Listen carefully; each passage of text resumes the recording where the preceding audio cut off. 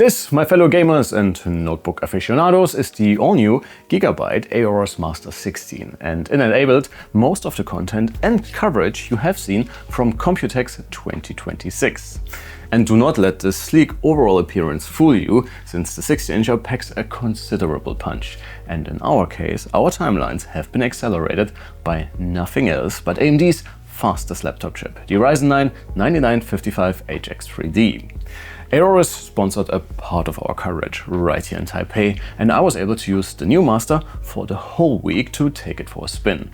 Of course, mainly for our content production during one of the biggest tech happenings of 2026, but you bet, I also did a little bit of gaming to see what Team Red's 16-core monster of a laptop chip brings to the table. So how about I walk you through my complete setup, give you a bit of an overview, and of course share some of my first impressions for this one. Let's get into it. Alright, so how about we start with specs for now, and again, the all-new Master 16 makes the jump to an AMD CPU for 2026, which is quite a departure since last year's versions of Aorus's high-end laptops bet on Intel Silicon exclusively. And the 9955HX being an X3D chip with a total of 16 cores and 32 threads, well, let's just say that you got enough pure computing grunt for everything content production related, and especially for faster games, you will also see a considerable performance benefit.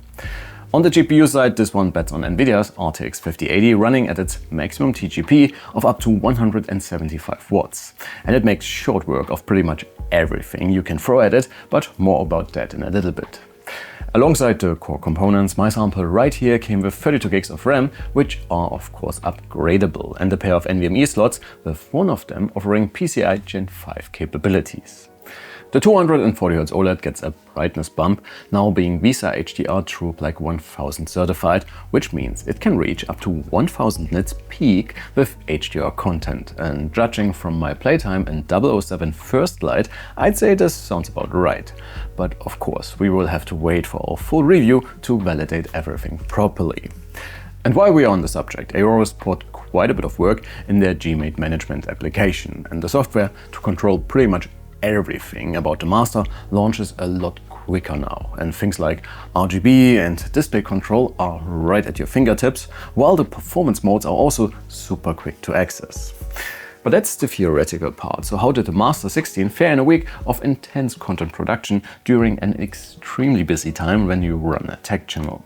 Well, as far as first impressions go, I was pleasantly surprised about the new chassis, since Aorus put the 16-incher on a considerable diet, despite its powerful core components running at some pretty beefy power levels. So the Master 16 is not only pretty mobile, but also surprisingly sleek and light, which I definitely like a lot. Aorus also toned down the styling quite a bit, and this one does look quite professional and can easily be your computing companion in the office as well, at least if you turn off the pretty plentiful RGB options. Despite the slimmer chassis, you do not have to make any compromises when it comes to ports, and that also came in very handy for my setup here in Taipei. And you can utilize a network jack, HDMI 2.1, a USB-A 3.2 Gen 2 and a USB 4 connector on the left, and a second USB-A, another USB-C, this time a 3.2 Gen 2 and a micro SD card reader alongside the headphone jack on the right. And as you can see, this worked quite well for me with all of my peripherals, external SSDs, and even a small secondary monitor connected to the Master. And since Aorus bets on fast USB connections exclusively, transferring our footage after getting back to the hotel room took only a few minutes, and I could jump straight into editing. And as you might know, we are using Resolve for all of our videos, and Blackmagic's video editing suite just loves a fast GPU, lots of RAM and a powerful CPU to back it all up, so my overall experience was incredibly smooth. The Master had no problems playing back our 10-bit log footage from my Lumix S52X, and jumping between our timeline and color grading our clips was a pretty snappy experience. And while export times aren't usually that important for me personally, if you just want to publish a video at 1 o'clock in the morning, pretty much every minute matters, and exports on this usually did not take any longer than 2 to 3 minutes, of course, always depending on the length of the video in question. I mentioned it already, but despite the workload and pretty packed schedule, I still made some time to enjoy a couple of missions in 007 First Light. And on the Master, running the game in the OLED's native res, it got me around 70 FPS with DLSS and quality, with MFG at 4x giving me a pretty substantial additional boost, almost getting me up to the 240 Hz refresh rate. Not too bad for such a slim notebook, and thanks to the OLED's HDR capabilities, it's been a proper feast for the eyes, and I had a ton of fun with this one. Alright folks, that should already be it for today and for the Master 16. Please let me know if you would like to see a full review for this one, which I personally would really like to do, so we can get you our usual insights when it comes to noise and heat, and some proper performance testing of course, to see how the 16-incher stacks up against the competition.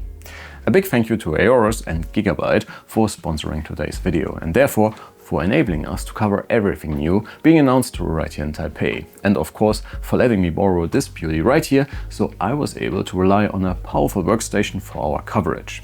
And if you want to find out more about the Master 16, please follow the links in the description.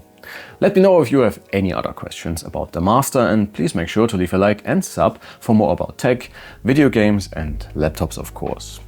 Thanks a ton for watching folks, my name is Alex, you have been absolutely fantastic and I can't wait to see you all in the next one. Take care.